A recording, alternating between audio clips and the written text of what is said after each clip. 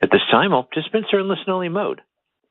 If anyone should require operator assistance during the conference, please press star 0 on your telephone keypad.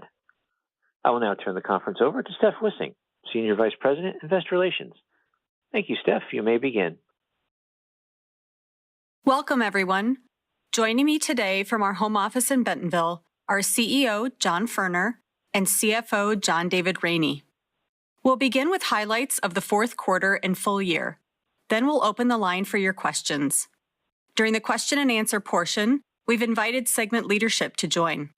Dave Gugina from Walmart US, Chris Nicholas from Walmart International, and Latrice Watkins from Sam's Club US. So we can address as many of your questions as possible, please limit yourself to one question. For additional detail on our results, including highlights by segment, please see our earnings release and supplemental presentation on our website. Today's call is being recorded and management may make forward-looking statements. These statements are subject to risks and uncertainties that could cause actual results to differ materially from these statements. These risks and uncertainties include, but are not limited to, the factors identified in our filings with the SEC. Please review our press release and slide presentation for a cautionary statement regarding forward-looking statements, as well as our entire safe harbor statement and non-GAAP reconciliations on our website at stock.walmart.com. That concludes my introduction. John, over to you. Good morning, everyone, and thanks for joining us. I'd like to start by saying thank you to our associates around the world in helping us deliver another year of strong growth. Across markets, our teams continue to demonstrate the power of our omni-channel model. Since the year began, I've visited great stores and clubs in the U.S., Canada, and Mexico. The automation of our supply chain is on track, we're gaining market share, and we have momentum in growth areas like marketplace, advertising, and membership. Looking at our results for the quarter, revenue was up 4.9% in constant currency, including growth in e-commerce of 24%. Adjusted operating income grew even faster at 10.5%. All three segments grew profits faster than sales for the quarter. And we're doing a great job of managing inventory. That's so important in running our business day to day. We ended the quarter with inventory up 2.6%, or about half the rate of sales growth. Sales were strong across each segment of the business, and this includes sales of general merchandise, which grew on a global basis and was up low single digits for Walmart US, led by fashion. Fashion was a bright spot for us both in-store and online. Driving a healthier mix of sales growth in our business is important to the strategy overall, so I'm pleased with the trends we're seeing. Across our customer base, spending continues to be resilient. In the U.S., we see the customer as choiceful in their spending. Again this quarter, the majority of our share gains came from households making more than $100,000. For households earning below $50,000, we continue to see that wallets are stretched. And in some cases, people are managing spending paycheck to paycheck. That said, even these households are emphasizing convenience nearly as much as price. Stepping back, when I look at the enterprise today, it's a portfolio of businesses anchored in growth, especially our digital channels, with an emphasis on having inventory close to the customer to maximize our delivery speed. Our associates have made this vision a reality, and I couldn't be prouder of them. They've been open to change, learn new skills, and they've pushed us to keep the customer and the member at the center of everything we do. Ultimately, what matters is how we show up for our customers and members. Did we serve their needs better today than we did yesterday? If so, we did our job. And how we approach getting better every day is what's important to me. We do that by living our purpose and values. That won't change. Our mission, to help people save money and live better, is as true today as it's ever been. It guides the strategy we've outlined, and that strategy is clear, and we're executing on it at a high level.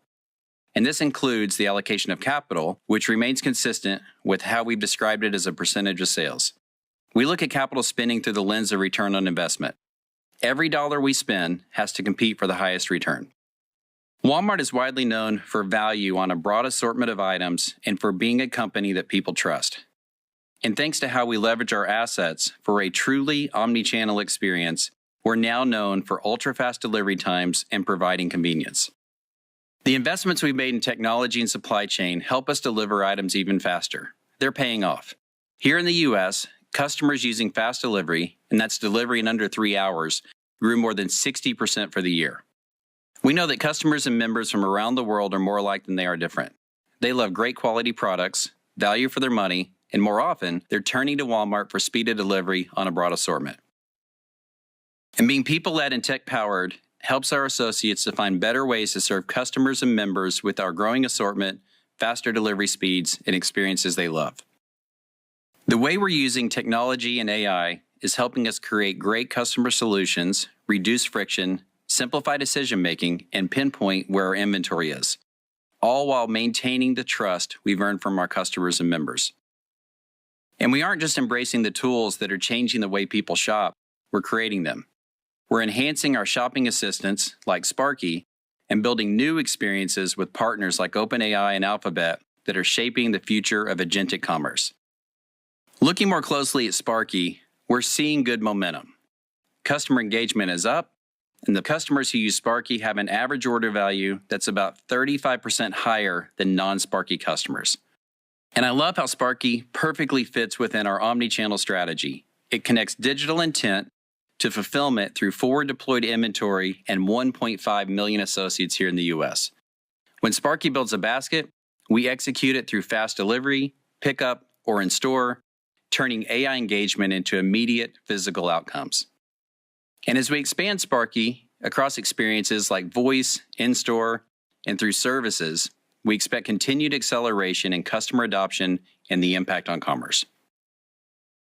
We've started with Sparky here in the U.S., but we know that winning in a connected world means we need to deliver consistent experiences across markets. And to do that, we need to focus on technology platforms that are built for a global business. The idea of build once, scale globally makes us faster, lowers cost, and ensures consistency. And we'll use AI to layer on top of existing platforms, getting better leverage out of the assets we already own.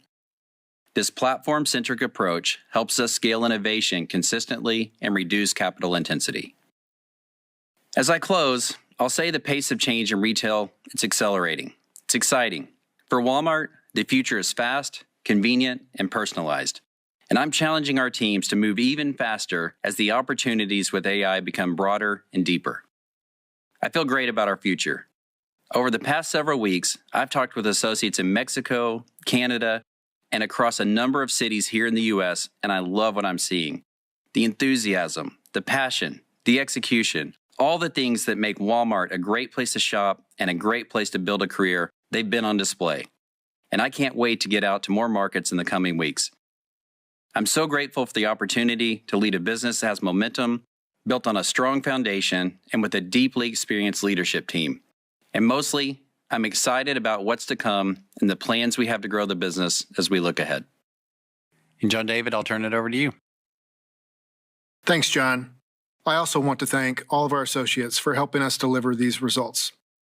If there's one thing I want you to take away from this call, it's that our teams are executing well and our business model is delivering strong growth and incremental profits, even in the context of the highly dynamic operating conditions we and the rest of the retail industry are experiencing. We finished the year strong, with a quarter of broad-based share gains, continued e-commerce momentum, and adjusted operating income growing at 10.5% in constant currency, which is over twice the rate of sales growth. The advantages of our omni-channel model and diversified profit streams are increasingly clear. For the full year, we grew the top line by approximately 5% in constant currency, adding $35 billion in revenue, with sales exceeding $700 billion for the first time. And we grew adjusted operating income 5.4%, even with a 300 basis point headwind from increased claims expenses and navigating a bumpy tariff environment. This was the third consecutive year that we grew profits at a faster rate than sales growth.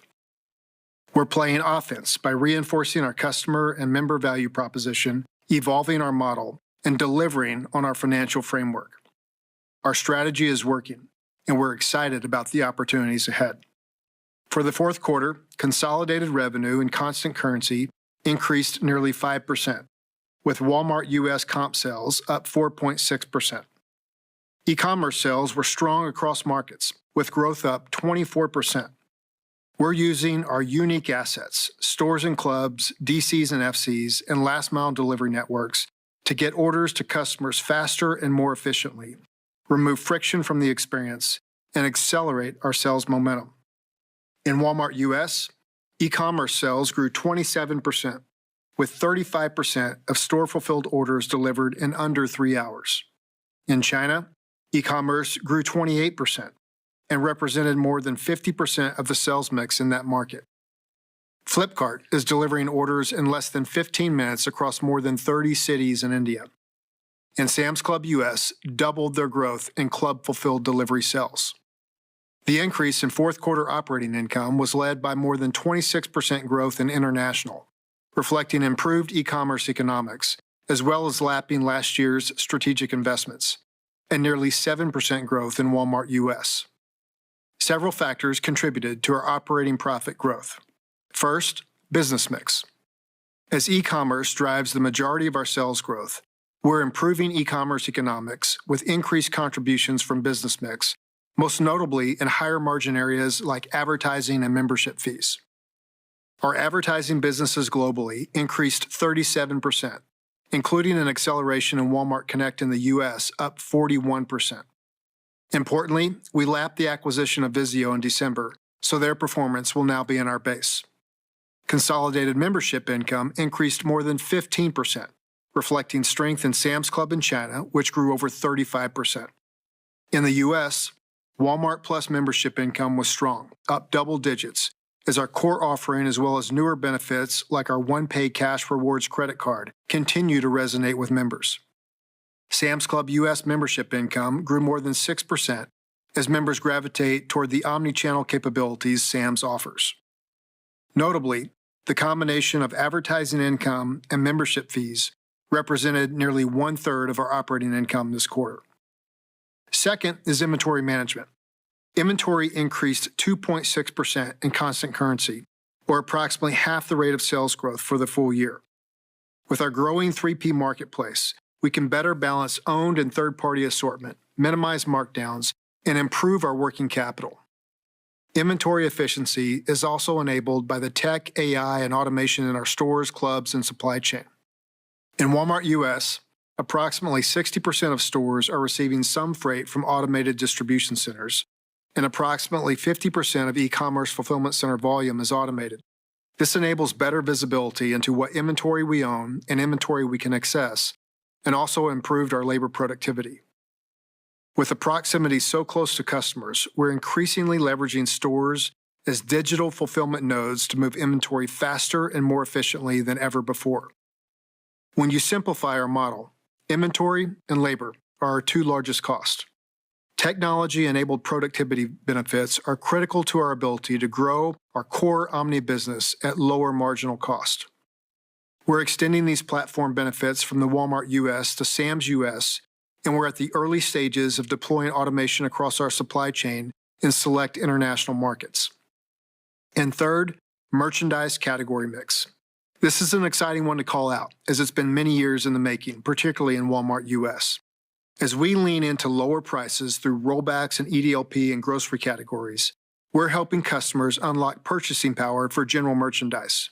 We've worked hard to mitigate grocery inflation, as tariff-related costs lifted prices across many categories. We're seeing share gains in GM, and in fashion, we've had several quarters in a row of mid-single-digit sales growth. Importantly, the strategies that drove our results throughout FY2026 are consistent with what we expect to support our financial framework in FY2027. First, we have strong momentum across our businesses, most notably in digital. E-commerce sales grew nearly 25% this year and exceeded $150 billion for the first time, with Q4 representing 23% of sales mix. This is up 550 basis points from just 2 years ago. This sets us up uniquely well to serve customers however they want to shop with us, particularly as they adopt agentic commerce solutions. Second, we've demonstrated the durability of our model, especially in complex operating conditions. We're realizing the benefits of our diversified, growth-oriented global portfolio. This has enabled us to grow underlying profits meaningfully faster than sales for each of the past 3 years. Our advertising businesses globally were up 46% this year to $6.4 billion, and membership fees exceeded $4.3 billion. And many of these initiatives are early in their maturity curve.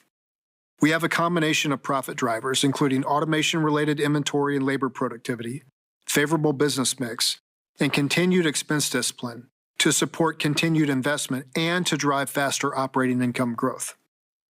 And third, to orient us to move faster at lower cost, we're now aligned globally to leverage common platforms in tech, AI, and digital businesses. We believe this will result in our growth continuing to come at a much lower marginal cost than what it has historically. Now, I'll discuss guidance.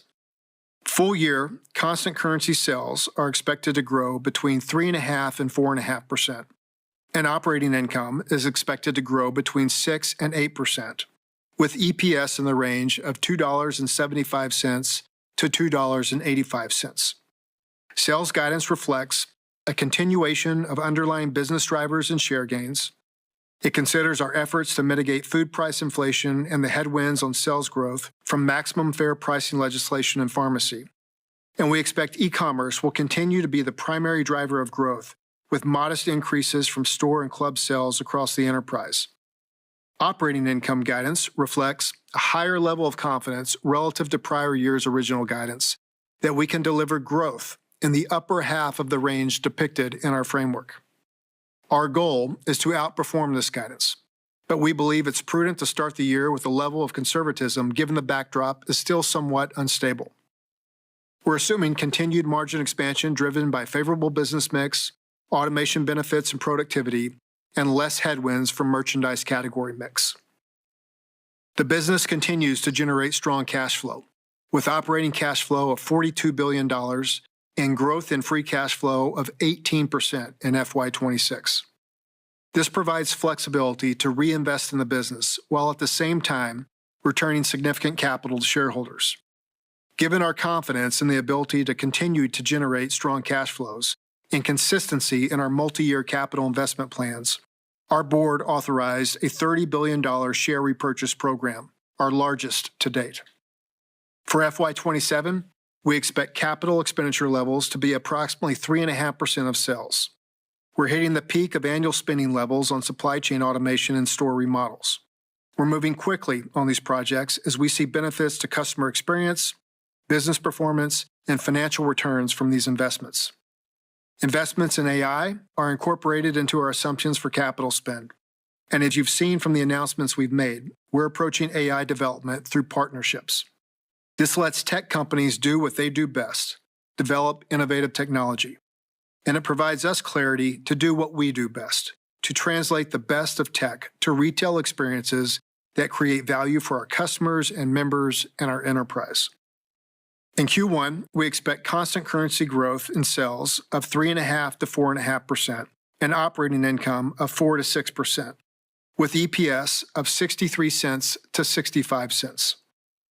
Q1 operating income growth is expected to be lower than any other quarter in FY27, due in part to timing of expenses and the year-over-year tariff impacts that started in last year's second quarter. Importantly, our first half results are expected to be in the range of our full-year guide. Recall also that we guide on a constant currency basis. If current exchange rates were to stay where they are now, we would expect an approximate 150 basis point benefit to reported sales growth and an approximate 200 basis point benefit to operating income growth in Q1. For the full year, we would expect an approximate 70 basis point benefit to sales and an approximate 120 basis point benefit to OI. With that, we're ready to take your questions. Thank you. Thank you. We'll now be conducting a question and answer session. If you'd like to ask a question, please press star 1 on your telephone keypad. A confirmation tone will indicate your line is in the question queue. You may press star 2 if you'd like to remove your question from the queue. For participants who are using speaker equipment, it may be necessary to pick up the handset before pressing the star keys. Thank you. And our first question comes from the line of Simeon Gutman with Morgan Stanley. Please proceed with your question. Hey, good morning, everyone. Hey, John. I want to ask you, John, on agentic commerce. You mentioned it, and it's rapidly reshaping e-commerce as we speak. realize a lot is still to be determined. I want to ask how you're thinking about, first, customer traffic flows and loyalty related to agentic, and second, advertising and monetization. Yeah, good morning, Simeon. Thanks for the question. So, first, I just want to say thanks to our associates for a great quarter. They've been executing at a very consistent level with a clear strategy that's omni. And as it relates to your question, agentic is definitely a part of the omni strategy. I mean, our omni strategy, what we've been saying for a long time and building to, is the ability to deliver what customers want, when they want it, and how they want it. And the flexibility that we've built on the backside of this, which includes our fulfillment centers, our distribution centers, our stores, forward deployed inventory, those are all parts of the solution to deliver. What agentic is doing for us, and we can talk about this in a couple ways, but I'll talk about Sparky first with our own agentic agent. Sparky is going to be and is fastly becoming, as it learns new skills, a way that we can understand customer intent better than we've been able to understand it before, generate solutions for them, and then deliver with speed. You heard earlier that our fast delivery was up 60% year on year.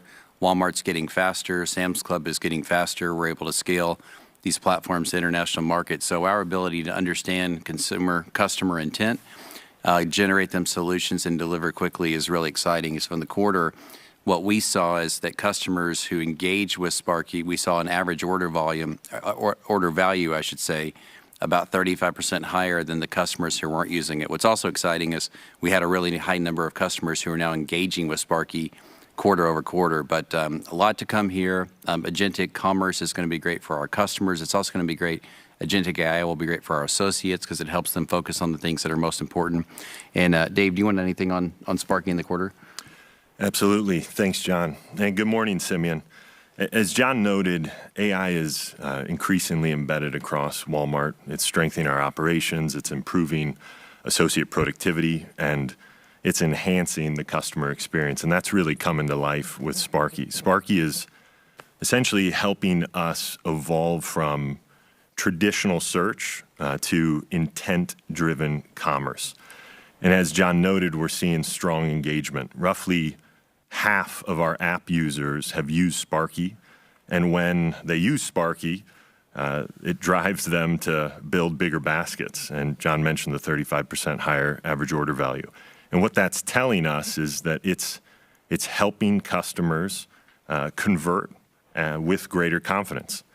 And I want to note that it is still early in this space, and we're continuing to add capabilities, more personalization, deeper contextual understanding. We're building execution capabilities, and I'm excited about the future for Sparky. And then for this group in particular, from an economic standpoint, better discovery and higher conversion translates into bigger baskets and greater frequency. So simply put, Sparky is helping customers find the things they need, they want, and they love. And it's strengthening our digital unit economics as it scales. So, Simeon, on the second part of your question, then you asked about advertising as well. We had a really good quarter in advertising, up 37% around the world. While Walmart Connect in the United States was up 41%, which is a very strong quarter. So, how this will work with agentic commerce, I think we're all learning as we go, and we'll figure that out. But what we do know, and is clearly happened in the quarter, is our ability to connect suppliers and sellers with a groups of customers who are interested in their products is working, and our capability to do that is getting stronger. Our next question is from the line of Michael Lasser with UBS. Please proceed with your question. Good morning. Thank you so much for taking my question. Last year was obviously marked by a number of unanticipated costs that impacted Walmart's profitability, such as tariffs, the liability expense, and others. How did you factor that there could be other unknowns into your outlook this year? What could those be? And if they do not occur, how would you frame or quantify the potential upside? And along those lines, how would you quantify the degree of reinvestment that you've embedded in your outlook for this year? Thank you so much. Michael, this is John David. I'll take that. Let me give a little bit of context to our full year guidance, which I think will speak to your question. If you rewind and you look back over the last 3 years prior to this one, we've increased our guidance, effectively increased our guidance if you adjust for the Vizio acquisition, each of those 3 years. And each of those years, we've outperformed that guidance, in some cases with operating income by several hundred basis points. And in fact, if you were to adjust for claims being somewhat anomalous last year, we'd have the same performance in this most recent year. So as we sit here 1 month into this new fiscal year, very much like in past years, we're taking a measured approach with the outlook. There's nothing that we've seen among consumer behavior or KPIs, macroeconomic KPIs, that would make us be any more cautious than what we have been. But I think it's prudent to be somewhat balanced. We are, I think overall constructive on the economy, but there are certainly indicators out there, whether it be a hiring recession or maybe subdued consumer sentiment, student loan delinquencies, things like that, that would make you want to be more balanced as you sit here at this point in time. And we've been very fortunate to be able to take a very long-term perspective with the way that we manage this business, to do things that are best for customers, and I would argue that is translated into what's best for shareholders as well. So said maybe slightly differently, we want to maintain maximum flexibility as we sit here at this point in the year. And it's no different than the posture that we took in prior years. So the guidance that we've given, which at the upper end of operating income is 8% on a currency neutral basis, over 9% if you on a reported basis, we're excited about. Like we see the momentum in our business. Each year has gotten better than the last, and we've outperformed that. And we would certainly expect to do that this year as well. But I think given that we are as large as we are and so tied to consumer health and the economy, we want to maintain maximum flexibility and not get out ahead of ourselves at this point in the year. Our next question is from the line of Greg Mellick with Evercore ISI. Please proceed with your question. Hi, thanks. I wanted to get a little deeper into disinflation. I think it was up a little over 1% this quarter, and maybe that was down a little bit sequentially. Can you just help us understand in your guide what you're expecting from inflation or particularly disinflation, especially with drug prices coming down? Sure, Greg. This is John David again. I'm happy to take that. The most recent quarter, we had like-for-like inflation that was trending a little bit above 1%. That breaks down into food inflation being a little bit less than that, GM inflation being a little bit more than that. That's generally what our outlook is for the next quarter and the balance of the year. There are some pressures. You mentioned one, the maximum fair pricing legislation around drugs. We expect to contribute to about 100 basis point headwind for the full year. Within the most recent quarter, having only 1 month of that is about 30 basis points. So the health and wellness business continues to do really well and have strong comps, but that's a headwind that it will face for the year. Generally speaking, we would expect the price levels to somewhat be in the range that they are right now. We're excited about some of the commentaries that we've heard from suppliers focusing on lower prices, but that plays to our value proposition. Everyday low prices is what we stand for. We've seen as we've leaned into these lower prices that consumers have responded, and we've continued to gain share among all income demographics. I might point out, notably, probably skewed more towards the higher income demographic, but we're going to continue to play offense. The next question is from the line of Kate McShane with Goldman Sachs. Please proceed with your question. Good morning. Thanks for taking our question. We wondered if you could focus on your outlook for gross margin for 2026. Can you maybe talk to what you're expecting to be the contribution from mix? And also, can you go into a little bit more detail about the inventory management enhancements you've made? Is it all from automation, or are there other initiatives here, and how does it differ across the regions? Hey, Kate, it's John. Let me start with inventory, and then I'll turn it over to John David. We'll talk about mix together. On inventory, I would say there are a number of factors that have helped us manage inventory the way we're managing. I'm really proud that the team, and this is a great team who dealt with a lot of uncertainty in the last 12 months and really the last few years, to manage inventory at half the rate of sales growth is an impressive number. There are a number of technologies we're using to manage inventory more effectively today than we were in years past. Part of that is automation. We have a number of locations now that are receiving the majority of their goods from automated facilities. We have a couple thousand that are getting some kind of automation, and we expect that to grow over the course of the year. We had a couple of our regional distribution centers, and I believe you've been in one of these before, that retired the old conveyor belt system that we ran on top of for about 20 years, and some of those buildings up to 30 years. So the conversion is underway. We're really pleased with the capital investments and the returns we're getting on those. In the supply chain, those investments probably peak this year and next year. So automation is a part of it, but also in store. Our associates are over 1 million associates just in the U.S. alone have handheld devices, and they're using computer vision to map our inventory, to know what we have, to know exactly where it is, and know how it's deployable, so that when a customer places an order, shops at the counter, or wants pickup, the inventory we can believe confidently is there and it's available. So there's really a system from end to end that the entire team has been working on to get to the point where we are today. The third thing I'd say is the team's done a really nice job managing seasonal inventory buys. Fashion has been stronger. Sell-throughs have been stronger. We've done a great job in the last few quarters with holiday. If anything, I'd say in the fourth quarter, we may have bought a bit light in certain categories.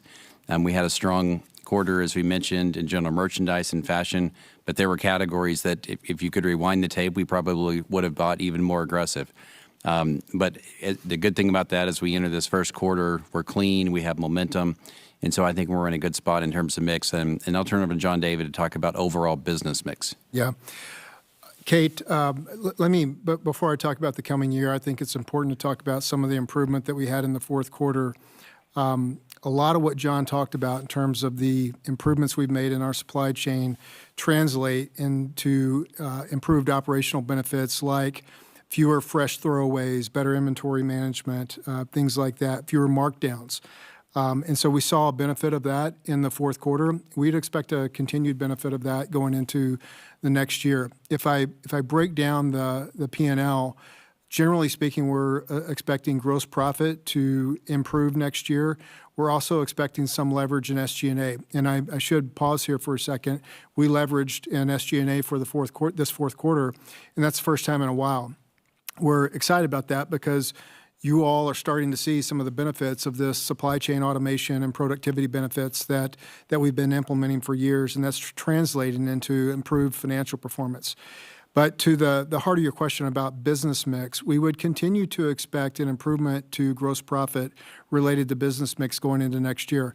As I noted in my prepared remarks, fully a third of our profit in the most recent quarter was related to advertising and membership income. And so we're excited about that. We expect a continuation of those types of benefits. And you overlay on that the other parts of the business that we don't talk quite as much about, but fulfillment services, marketplace, which are all doing really well, it translates into the improved economics that we're expecting in the coming year. Our next question is from the line of Christopher Horvers with J.P. Morgan. Please proceed with your question. Thanks and good morning. So a follow-up question on that. Can you talk about the progression of marketplace growth and fulfillment services? How are you expecting the profitability of this alternate profit pool to progress from last year and then as we look forward over the next couple of years? And then more of a near-term question. There's a lot of hope that the U.S. consumer will benefit from significant tax stimulus this year. Your stores tend to be on the leading edge because you see those consumers cashing those checks. Curious if you've seen anything so far and how those funds are being spent. Thanks so much. Chris, I'll start with that, and others may want to jump in after my comments. Marketplace, I would characterize as an area of ongoing investment.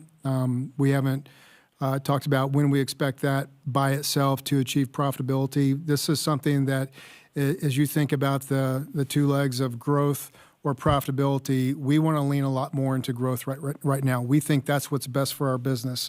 If you just look at the most recent quarter, there are many categories, cook and dine, fashion, home decor, that all grew north of 40% on our marketplace. That's exactly what we want to see, and we don't want to overly fixate on one aspect of our ecosystem of services that we provide to try to achieve profitability there. So we think investment is the best opportunity there. Walmart Fulfillment Services today has 52% of our sellers take advantage of that. And you've heard me say this before, Chris, but I think if you're selling on Walmart and not using Walmart Fulfillment Services, you're almost using us in the wrong way. It is too good of a service. We continue to see that penetration increase and continue to see the teams perform in that area for our sellers. So, those would be a couple areas that I think we'd highlight for the coming year. As it pertains to the increase in tax refunds, we certainly have some of that in our guidance. We have to make assumptions about how much of that will be saved versus spent, and of what is spent, how much goes into the first quarter versus later quarters in the year. It remains to be seen. You are correct and to suggest that we tend to be very levered to that. When we see those move up or down, it impacts our business. But our guidance does assume an increase in tax refunds this year. Our next question is from the line of Oliver Chen with TD Cowen. Please proceed with your question. Hi, John and John David. E-commerce profitability has been really encouraging and impressive. What do you see ahead in terms of how the business model continues to evolve and densification? And as we think more broadly about retail on the topic of personalization and moving from predictive to prescriptive with the aid of AI, what are your thoughts for what will happen with personalization, particularly as you see so much interaction with Sparky and have a lot of veracity, volume, and velocity of data? Thank you. Hey, Oliver. Great question. John David was just alluding to many parts of what we've built to try to serve customers any way they want to be served, where they want to be served, how they want to be served. And that's really the center of what we'd call the Omni strategy. This would include our stores, our e-commerce business that's pure fulfillment. We have our stores that are delivering. We have a mix of all the above. And it's really all designed about channel flexibility. And what we've been saying for a few years is that channel flexibility has been, and again in this quarter, has helped us meet new customers, serve new customers, grow with customers that we haven't been transacting with in the past. So it's really encouraging. But all these pieces have to work together in order for this all to come to the point that we can have results like we had in the quarter. So the best way to say it is if you look at Walmart on the top line and you look at Walmart on the bottom line, those are where I would encourage you to just hold us accountable, because we have a great team here with a lot of experience that can manage the pieces in the middle, ultimately driving at faster delivery speeds and more intuitive experiences so that customers can trust us to be a great place for a great assortment and great prices, delivered the way that they want it to be delivered. And what we're seeing with Sparky, and it's early days with agentic commerce being live in the site, but the quarter was really encouraging. We had a lot of growth from Q4 over Q3, a lot of engagement. Dave mentioned earlier about half of our customers did engage with Sparky, and when they do engage with Sparky, we see better order values. And we had a 27% growth rate in e-commerce in the fourth quarter, which is a big quarter for Walmart US, 24% globally. Sparky is only live in the U.S., but we have hope and ambition that quickly we can expand these platforms into other markets, and I think that will be creative in those markets. But what Sparky can do is it can help understand really clearly what it is that you're trying to accomplish in your life, whether that's a birthday party or a camping trip or planning meals for the week or just planning dinner for this evening, and then we can generate you great, unique solutions real time if we need to, or by knowing you a bit better than we did in the past, we can help suggest things to you that are more in line with your own personal preferences. So all this put together, we believe, is a great way for customers to be able to trust that Walmart will save them time while shopping, save them time in the transaction, but also save them time in delivery. A large number of our orders now we're really proud of are now happening in less than half an hour. We're averaging under an hour in our express delivery when customers choose that. And then, as we mentioned earlier, for our express delivery, our total fast delivery, which under 3 hours, we grew 60% year on year. So when you put it all together, we're confident in the strategy. We like the assets that we have in place. We'll continue to invest our capital in a disciplined way that provides returns, but ultimately drives great customer experiences over the long term. The next question is from the line of Kelly Bania with BMO Capital Markets. Please proceed with your question. Good morning, and congrats to all the promotions across the segment leaders as well. Wanted to talk a little bit about advertising, $6.4 billion now. I was wondering if you could share with us just any color on what kind of growth you are planning for here. It's been very strong. Should we expect that to moderate a little bit? I know the U.S. really accelerated this quarter too, and maybe you can talk a little bit about what drove that. What are the types of advertisers or categories that are accelerating there, and where do you feel you're still kind of under-penetrated or over-penetrated, and just trying to think about where that could go from here. Kelly, this is John David. I'll make an attempt at that. In terms of what to expect on advertising, you are right in terms of what you're applying. You get to a law of large numbers where it gets more challenging to enjoy those same growth rates. But in terms of overall progress that we're making with advertising, I really don't see that slowing down. Some of the areas that we've really expanded in are areas like our marketplace business, where we're seeing more of the growth come from that part of the business versus some of the first-party brands. The other thing I'll point out is the Vizio acquisition. We saw triple-digit growth in advertising with our Vizio business in the quarter. We've talked a lot about this. This is exciting because it gives us yet another channel to market to our customers. And I feel like that's really just getting started. Obviously, the base there is not as large as the overall U.S. business, but has a whole lot of runway. As we've talked about in the past, and I know you're very familiar with, Kelly, if you measure us advertising as a percent of like the addressable market or our GMV, we still have a long ways to go here to get in the neighborhood of some of the best-in-class competitors here. And so we feel like we can improve our own advertising capabilities while doing it on a growing base, which gives us a lot of runway into the future. Kelly, you mentioned the team, and I'm really proud of the promotions here at Walmart. Dave Gagina, who spent most of his career in e-commerce and logistics, Chris in businesses all around the world, and Latrice Watkins, 27 years, and the majority of that in merchandising. They're going to do a great job, and they have a lot of experience. There was a structure change that we made in January, which is also really important. And I think that signals confidence that the capabilities we have built in the U.S. are exportable to other markets, and we can work with our other markets to accelerate these platforms to grow. And so that change with Seth Dallaire included the marketplace, Vizio, advertisements, our data services, and Walmart Plus being moved from inside Walmart U.S. to an enterprise role where we can build these platforms once, scale them globally. So we're optimistic that what Seth has done here in the U.S. with his team can accelerate growth in other markets additionally. So John David said it well. This is a big business that's growing, but our share is relatively low compared to what it could be in terms of the addressable market. And we are really excited about the opportunity for Seth and his team to work across the entire enterprise. The next question comes from the line of Corey Tarlow with Jefferies. Please proceed with your question.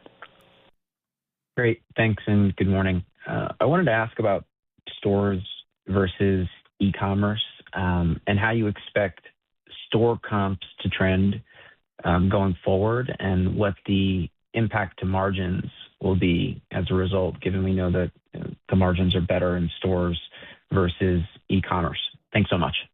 Hey, Corey. It's John, and Dave and I'll take this one together. As you step back and just think about the omni strategy, the role of stores, the role of the app, and how they work together, it's just important to remember that stores are a huge part of the solution to deliver the customer experiences that the customers are looking for. Having inventory, and I'll talk about the U.S. and globally just here in a second, having the U.S. with 5,200 locations between Walmart and Sam's where inventory is forward deployed is really helpful, and that's great for a customer who wants to shop in a store, pick up at the curb, or have delivery and do it in a very fast way. We have strength in international markets as well. Places like China has had record deliveries from the clouds and Sam's Club for the season and Chinese New Year. That's also true in other markets in Mexico and Canada where I visited in the last few months. So stores are a really important part of it. Now, how a customer wants to shop, that is completely up to the customer. It's pretty typical that you'd see in the holiday timeframe people leaning on delivery more, We had really great experiences and great results in November with Thanksgiving. More and more customers chose to have their Thanksgiving meal delivered. And then this recent ice storm we had in the United States, we also saw a significant number of customers looking for delivery services, much higher than the year before. So whether people are shopping at the counter, they're shopping at the curb, they're shopping in the store, we want to be there for all of them. In terms of the mix and the impact of the P&L, getting to where we were last year with e-commerce moving to profitability, the growth of advertisement, the growth of the other services, we like the way our P&L is set up in terms of providing mix over time. Again, we'll manage that really well. We have a great team of people who do that. So again, excited about the top line growth, excited that our operating income grew faster than our sales in all three segments. And I'm also very confident in the guidance that John David talked about. So Dave, do you want to talk about remodels and investments in stores? Yeah, absolutely. As John mentioned, we're focused on serving customers how, where, and when they want to shop across stores, pickup, and delivery. And our e-commerce growth of 27%, is leveraging our physical footprint. So this is an interconnected system.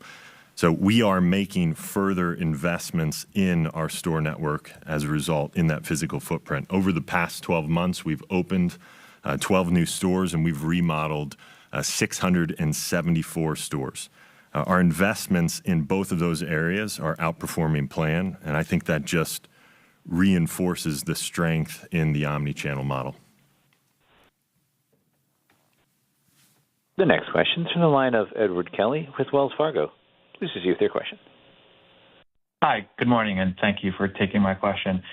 Impressive progress in e-commerce again. I was hoping that you could maybe update us on current profitability and how you're thinking about 2026. And then as it pertains to all this, you mentioned, pace of change accelerating, competition in e-com, certainly seems to be intense. Can you maybe just touch on, what Walmart needs to be vigilant on to sustain share momentum? And does this impact at all the near-term profit path for the business? This is John David. I'll start with the e-com profitability. Ed, we've reached a point where we don't even really talk about this internally anymore. We've far surpassed the break-even level. We were profitable in each of the 4 quarters in the U.S. segment, and the momentum is only upward from here. We've been enjoying roughly double-digit incremental margins in e-commerce. We don't expect that to change. We feel really good about the plan going forward. And as you know, the nature of this business is you build a large digital platform and the marginal cost of growth is very low. You don't have to continue to build that platform to achieve the next percentage point of growth. And so we're enjoying the scale economics that come from a digital business. That's not going to change. And getting to the second part of your question, we're seeing that is resonating with our customer and member base. We continue to gain share. And I think a big part of that is convenience. It is the fact that we can serve 95% of America in 3 hours. There are very few people that can do that. And as John and Dave noted, in some cases less than 30 minutes. But it's not just convenience. I'll point you to fashion as an example. Like we've had several consecutive quarters now of fashion growth in the mid-single digits. I'd argue fashion is not really a convenience item. It shows that our broader assortment is appealing to a much larger customer base, and they're coming to Walmart in many cases, some of them for the first time, and they're enjoying an experience that makes them want to come back. Yeah, these platforms that we've put together, they work at Walmart U.S., they work in other businesses. Sam's Club is an example, obviously a category or a channel that's focused on curation and quality. But Latrice, maybe you comment on the experience your members are having with the delivery platform as we have scaled the platform from Walmart U.S. to Sam's. Sure. Good morning. Thank you, John. I am a merchant, so this is what I love. I love to talk about how we give members access to products, and you've said it, however they want to shop with us. So a couple of things are happening at Sam's Club.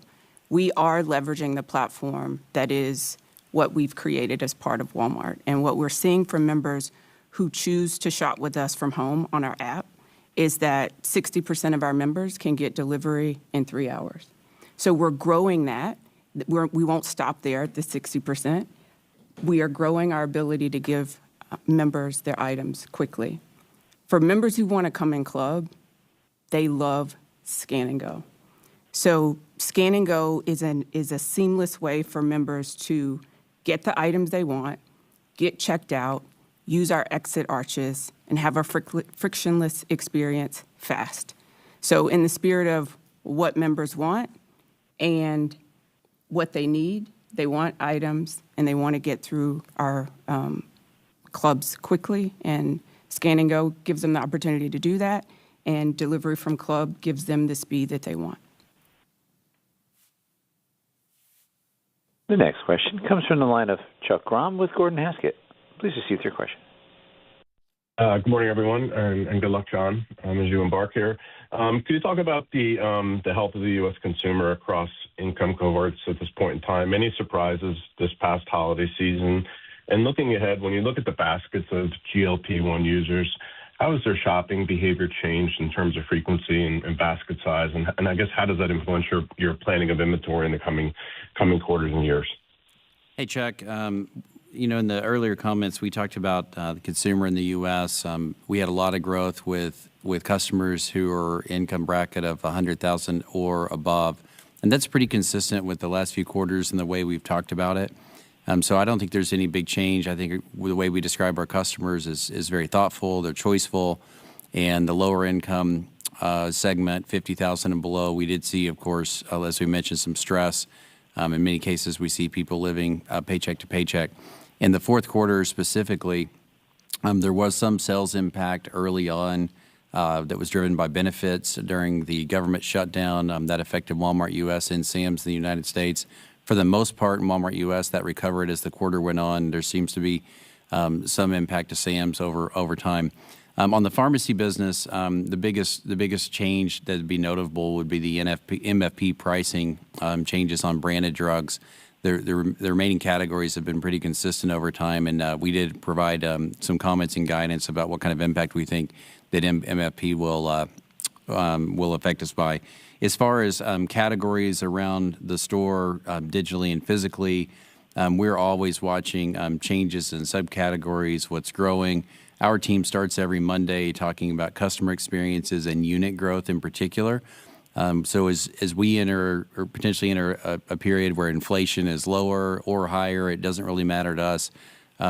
We'll manage the commodities as they come through. We'll focus on the lowest prices we can focus on. We had 6,200 rollbacks in Walmart U.S. this quarter, up about 23% from a year ago.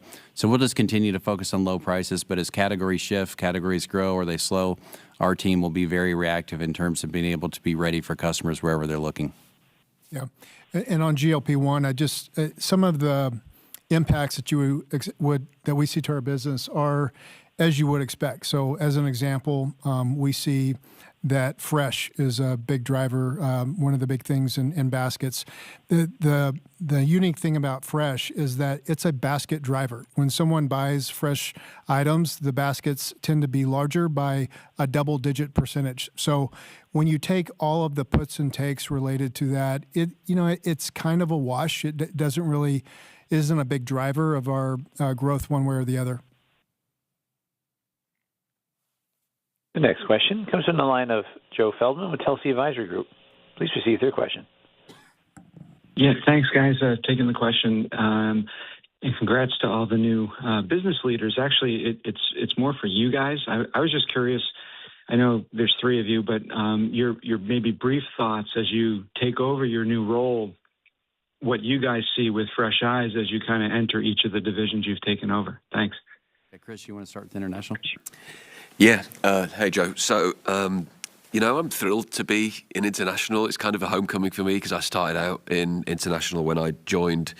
And, if I think there's lots of words you could use to describe international, but if I was to choose one, it would be growth. I think growth of the top line, growth in the bottom line. There's so much opportunity globally. And as we think about all of the words we've used today, build one, scale globally, AI helping accelerate that, a platform-centric approach, the ability to take the magic of the culture, great assets that we've got internationally and leverage platforms gives us the opportunity to do something we haven't been able to do before. Good morning. It's Latrice. I am thrilled, also a homecoming, to be back at Sam's Club. And what I've felt in the time there is the energy and the momentum of the business, both with our associates and with our members. So being in clubs with members and associates has been a thrill. We can see how they love items. We can see how they love to shop. And I'm excited about the opportunity to serve them the way they want to be served, with great merchandise at great value, as fast as they want it, either from our clubs or as they use the mechanisms we have in the club. Thanks for the question, Joe. First, I want to take the opportunity to thank the Walmart U.S. associates in our stores, our supply chain, our home office for delivering a fantastic quarter. Walmart U.S. achieved 4.6% comp sales with profits growing faster than sales. As John mentioned earlier, I've spent the majority of my career in e-commerce and logistics. And, one feeling I've had the last few weeks is I'm humbled. I'm humbled to learn from and serve 1.5 million associates across Walmart U.S., and I am energized by what I've seen in my first few weeks. I've been in stores in California, Texas, Florida, visited a distribution center in Florida that is delivering fully palletized loads to all of the over 120 stores that it serves. And then last week, I was with the Walmart U.S. leadership team at the year beginning meeting. And what's clear to me is that we are operating from a position of strength, and the opportunity ahead of us is significant. We're investing with confidence in automation, new stores, remodels, our marketplace, membership, advertising, and all of this will strengthen the customer experience. It's going to drive productivity. It's going to improve our economics over time, and I am excited about the runway ahead. Thank you. The next question is from the line of Rupesh Parikh with Oppenheimer. Please proceed with your question. Good morning, and thanks for taking my question. So I just wanted to go back to membership income. So we saw another quarter of strong double-digit membership income growth. So just curious, as you look towards this fiscal year, just overall confidence in sustaining the momentum. And I recall last quarter, you guys were very happy with Walmart Plus signups, including some on the credit card side. So just curious, just overall on Walmart Plus, whether any additional surprises as that program continues to ramp. Thank you. No surprises, Rupesh. In fact, I'm really pleased with the fourth quarter. John David mentioned the credit card offer. You asked about that. That's been strong. Really pleased with the number of signups. The usage rate of the benefits has been fantastic. One of the fastest growing benefits, obviously, with free shipping is the express delivery and fast delivery services. That was up 60% year on year. And we are really excited about the proposition. Having Walmart Plus with Seth Dallaire move to an enterprise level, we see room to expand this into more markets in the United States, and we're working on those plans. But overall, membership in Walmart has been strong. Sam's Club also had great results with membership in the quarter. We see continued momentum there, which would include Sam's Club in the United States and Sam's Club in China. We talked about that earlier. So really strength across all these areas. The other thing I'd say about membership is it does give us a chance to serve customers really frequently. And again, when you combine membership with the work we're doing with agentic commerce, whether that's with Sparky or partnerships with Alphabet or OpenAI, it just gives us more ways to be able to understand the best way that our customers and our members want to be served. Thank you. This now concludes our question and answer session. I'd like to turn the floor back over to John Furner for closing comments. Yeah, thanks everyone for the time and the investment in time in Walmart today. It's great to have you on the call. I just want to close by saying we have a clear strategy, and that's an omni strategy. It's working in the United States, and it's working around the world. We see a lot of opportunity to expand what we've built to serve customers better, both here in this country and around the world. We have a great team. This is a really experienced leadership team. You heard from a number of those people today. And while they're new in their roles, I can tell you each and every one of them care about our associates. They care about our culture. They want to grow, and they're really experienced at the things they do. So I have a lot of confidence in this team as we look ahead. Our capital strategy, I'm also really pleased with the investments that we've made. We'll continue to remain disciplined on how we invest capital. John David said it earlier, every dollar will compete for the best returns. That is true and will remain true. And then finally, I just want to thank our associates all around the world, over 2 million people who are working really hard each and every day to serve our customers. They're the ones that make all this happen. Our people really do make the difference. And I'm looking forward to a great year and getting out to the markets and meeting more of our people. Thank you. Ladies and gentlemen, thank you for your participation. This does conclude today's conference. You may now disconnect your lines at this time.